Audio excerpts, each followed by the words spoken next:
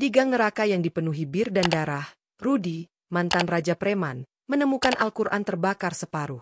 Saat Ramadan tiba, ia harus memilih, kembali ke kejamnya masa lalu atau mempertahankan kitab suci yang hanya ia mengerti bisikannya. Tapi siapa sosok kakek yang misterius itu? Dan mengapa hanya Rudy yang bisa melihatnya? Jangan berhenti menonton sebelum api membongkar semua rahasia. Saksikan sampai akhir. Assalamualaikum warahmatullahi wabarakatuh. Hai sahabat Nash Story. Selamat datang di channel ini. Sebelum kita mulai cerita hari ini, jangan lupa tekan tombol subscribe dan nyalakan lonceng notifikasinya agar kamu tidak ketinggalan cerita-cerita inspiratif lainnya.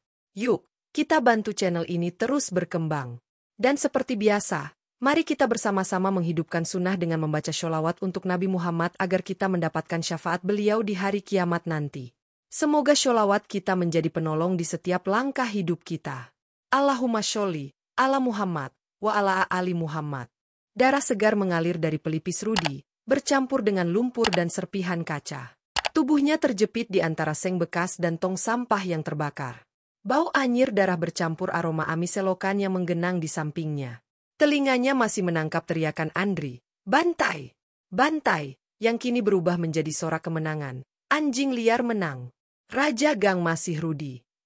Tapi suara itu perlahan menguap, digantikan oleh desau angin malam yang membawa lantunan adzan subuh. Parau, tapi menusuk tulang seperti belati. Seorang kakek berjaket coklat lusuh tiba-tiba muncul dari balik kabut asap. Wajahnya penuh kerutan, tapi matanya bersinar seperti lampu senter di gua gelap. "Jangan mati, nak," bisiknya, menuang air putih dari botol plastik ke bibir Rudy yang pecah. Air itu terasa lebih segar dari apapun yang pernah Rudy minum. Bahkan lebih nikmat dari bir yang biasa ia tegak habis-habisan di warung dekat rel kereta. "Allah masih sayang sama kau," kata kakek itu, lalu menghilang seperti hantu. Rudy mencoba menggerakkan tangan, tapi tubuhnya terasa seperti dihimpit batu. Matanya menangkap bayangan Andri yang berdiri di mulut gang, mengangkat pisau berlumur darah. Di lengan kanannya, tato, anjing liar, yang dibanggakannya dulu kini terlihat seperti luka lama yang menghitam. Gue nggak sengaja, Ruth," teriak Andri. Suaranya bergetar. Rudy ingin marah, tapi yang keluar justru isak.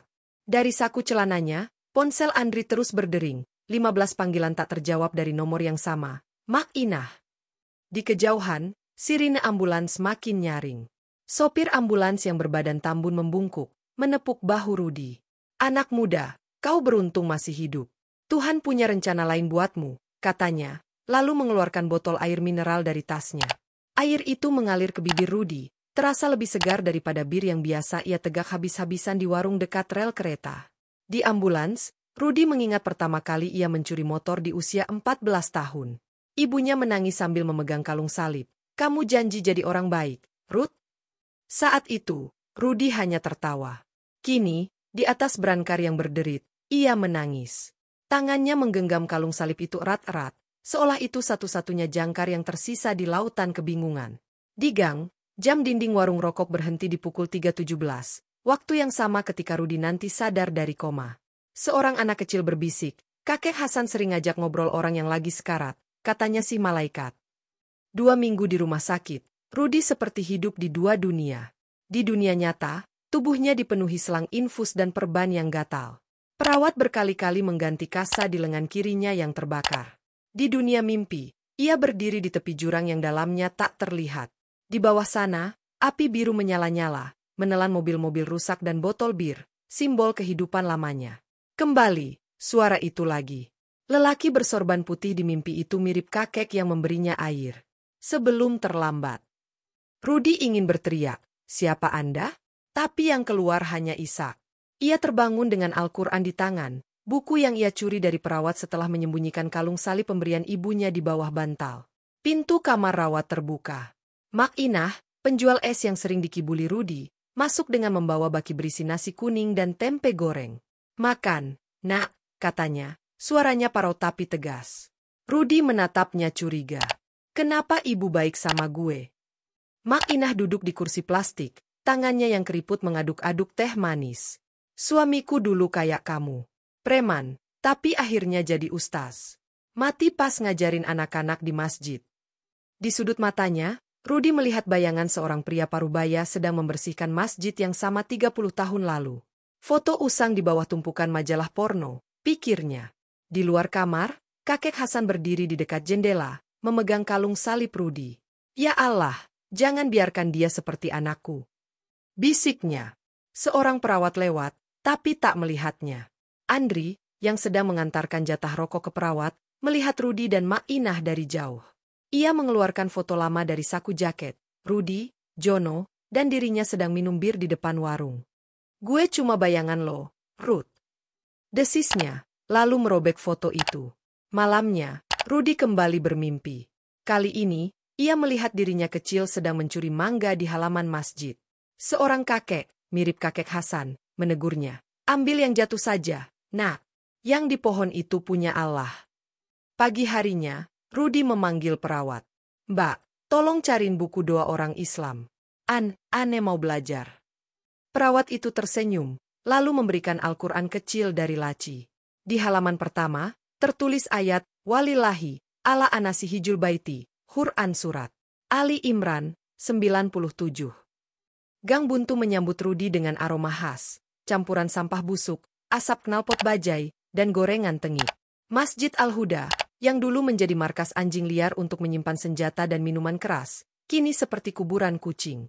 Atapnya bolong, dindingnya penuh coretan, dan lantainya tertutup sampah muntahan. Tapi Rudi melihatnya dengan mata baru. Lo gila, Ruth. Andri nyengir, giginya kuning karena rokok. Bersihin masjid? Mau jadi ustaz abal-abal? Rudi tak menjawab. Ia mulai menyapu ijuk, mengais tumpukan botol bir, dan mengelap noda darah di mimbar. Di sudut ruangan, ia menemukan foto usang. Seorang pria mirip dirinya sedang membersihkan masjid yang sama 30 tahun lalu. Di belakang foto tertulis, suamiku, ustaz yang gagal. Kowe iku kaya puthuk sing diguyang ombak. Nak, kata Mak Inah, tiba-tiba muncul di pintu masjid. Ia membawa sapu lidi dan ember plastik. Tapi Allah milih gawe puthuk kaya gini jadi mercusuar. Rudi tersenyum, teringat kata-kata perawat di rumah sakit. Tuhan punya rencana lain buatmu. Hari ketiga, Rudi menemukan Al-Quran di bawah tumpukan majalah porno. Sampulnya sobek, tapi ayat, Walillahi, ala anasihijul baiti, Quran Surat. Ali Imran, 97, tetap utuh. Ia menangis. Air matanya jatuh di huruf, Hijul Baiti, mengubah debu di halaman menjadi noda yang mirip kubah masjid. Di seberang jalan, Andri duduk di bangku warung sambil mengisap rokok. Matanya tak lepas dari Rudi yang membersihkan mimbar. Di saku jaketnya, potongan foto lama yang ia simpan menunjukkan wajah Rudi yang tersenyum lebar. Dulu kita mabok bareng di sini, gumamnya, lalu menghela napas. Setiap pukul 3.17 sore, kakek Hasan muncul di jendela masjid. Ia diam, hanya mengangguk-angguk seperti guru yang memantau muridnya. Suatu kali, Rudi mencoba menghampirinya, tapi yang ia temukan hanya botol air mineral dan kalung salibnya yang hilang. Pak Rohim, tukang becak yang kakinya pincang, datang membawa sapu. Gue dulu jaga malam di sini, Ruth. Tapi gue nggak seberani lu. Ia mengeluarkan bungkusan dari kain sarung, Al-Fatihah yang ditulis tangan di kertas rokok. Ini dari Ustaz dulu. Gue simpen buat hari spesial. Matahari terbenam. Rudi menyalakan lilin di teras masjid. 3 orang datang. Dian, 10 tahun, yang sering dipukul ayahnya, Pak Rohim, dan Mak Inah. Aku nggak puasa, tapi aku mau lihat mukamu kalau makan, kata Mak Inah, matanya menyipit curiga. Rudi hanya tersenyum, menuang teh manis ke gelas plastik.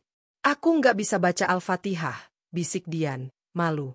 Aku ajarin, jawab Rudi, mengeluarkan Al-Quran sobeknya. Di kejauhan, Andri mengintip dari balik warung. Ia ingin tertawa, tapi entah kenapa, dadanya sesak. Hari ke-10 Ramadan. Matahari mulai merunduk, menyisakan cahaya jingga yang menyelinap lepas atap bolong masjid. Rudi menyalakan lilin di teras, lalu menata kurma sumbangan Pak Rohim di piring plastik. Api lilin itu meliuk-liuk seperti penari, memantulkan bayangan kaligrafi, La ilaha illallah, di dinding yang baru dicat biru. Siapa yang mau buka puasa di sini? Silakan, teriaknya ke anak-anak yang main kelereng di gang. Semua tertawa. Puasa? Itu buat orang lemah. Ruth, ejek Jono, mantan rivalnya yang kini duduk di kursi plastik dekat warung. Tapi pukul 5 sore, 3 orang datang. Dian yang sering dipukul ayahnya, Pak Rohim si tukang becak, dan Mak Inah yang membawa es cendol. Aku nggak puasa, Tapi aku mau lihat mukamu kalau makan, kata Ma'inah, matanya menyipit curiga. Ia duduk di bangku kayu usang sambil mengipasi diri dengan koran. Suamiku dulu juga begini. Puasa pertamanya, tangannya gemetar pas mau baca doa. Rudi tersenyum, teringat mimpi tentang kakek yang memberinya air. Di kejauhan, jam dinding warung berdetak mendekati pukul 3.17. Aku nggak bisa baca Al-Fatihah, bisik Dian, malu. Wajahnya penuh luka lebam, bekas pukulan ayahnya semalam. Aku ajarin, jawab Rudi, mengeluarkan Al-Quran sobeknya. Di halaman yang terbakar, ayat, Alhamdulillahirabbil alamin, masih utuh. Baca pelan-pelan, ya. Dian mengangguk, air mata jatuh di huruf hijayah. Pak Rohim mengeluarkan bungkusan kain sarung. Ini Al-Fatihah dari Ustaz dulu, katanya, menunjukkan tulisan di kertas rokok yang menguning. Hurufnya miring-miring, tapi jelas. Bismillahirrahmanirrahim. Alhamdulillahirabbil. Rudi menyentuh kertas itu, teringat ayat haji di Al-Quran temuannya. Ini pertanda, Pak. Di seberang jalan, Andri mengintip sambil menggigit rokok. Potongan foto lama di sakunya kini basah oleh keringat. Ia melihat Rudi mengajar Dian, lalu menendang kaleng bir yang tergeletak di selokan. Gue udah capek jadi bayangan lo, Rud. Desisnya. Tapi kakinya tak bergerak dari tempat. Saat adzan maghrib berkumandang, kakek Hasan muncul di pintu masjid. Ia membawa botol air putih seperti saat pertama kali menemui Rudi. Air itu kembali terasa lebih segar daripada es cendol Ma'inah. Allah memang sayang sama kau, bisiknya. Kali ini Rudi mendengarnya jelas. Jono tiba-tiba berdiri, melempar gelas plastiknya. Aneh-aneh kalian ini. Besok-besok masjid ini kami bakar, teriaknya. Tapi warga yang biasanya takut, kini berdiri menghadang. Coba aja, John, kata Pak Rohim, tongkatnya siap diayun. Malam Lailatul Hadar. Udara pekat dengan aroma wewangian dari masjid yang baru dicat. Rudi dan Andri sedang mengaji di teras, ditemani Dian yang belajar Al-Fatihah. Tiba-tiba, teriakan menggema, hari ini kau mati, pengkhianat. Jono melempar bom molotov dari balik pagar. Api menjilat mimbar, menghanguskan Al-Quran baru yang dibeli Rudi. Al-Quran, teriak Rudi, melompat ke arah api. Tubuhnya terbakar, tapi ia memeluk mushaf seperti anak kecil memeluk boneka. Allahu Akbar, teriaknya, suaranya parau. Di telapak tangannya, ayat, walillahi, ala anasihijul baiti, bersinar seperti emas di tengah api. Andri, yang semula berdiri terpaku, tiba-tiba berlari ke arah Jono. Gue udah capek jadi bayangan lo, Ruth, desisnya, lalu menendang pistol dari tangan Jono. Di sakunya, potongan foto lama itu terjatuh. Kini hanya menyisakan wajah Rudi yang tersenyum. Ma'inah muncul dari dapur, membawa kuali besi berisi air mendidih. Kowe kayak setan, John. Mau bakar rumah Allah? Teriaknya, mengguyur air ke arah Jono. Air itu mengenai lengan Jono, membekas seperti luka bakar di tangan Rudi. Pak Rohim, yang kakinya pincang, justru berlari paling kencang. Ini masjid gue juga, John. Gue rela mati jaga tempat ini. Tongkatnya melayang, menghantam kepala salah satu anggota geng tikus. Di tengah kekacauan, kakek Hasan muncul di jendela. Jam dinding warung berhenti tepat di pukul 3.17. Ia memegang kalung salib Rudi, lalu melemparkannya ke arah Ma'inah. Ini hadiah. Suamiku pasti bangga sama lu, bisiknya. Tapi hanya Rudi yang mendengar. Warga berbondong-bondong membawa ember. Air dari selokan, air dari sumur, bahkan air teh manis Dian, semuanya diguyurkan ke masjid. Saat api padam, yang tersisa hanya mushaf Al-Quran yang hangus separuh. Ayat tentang haji tetap utuh, seperti janji Allah yang tak pernah terbakar.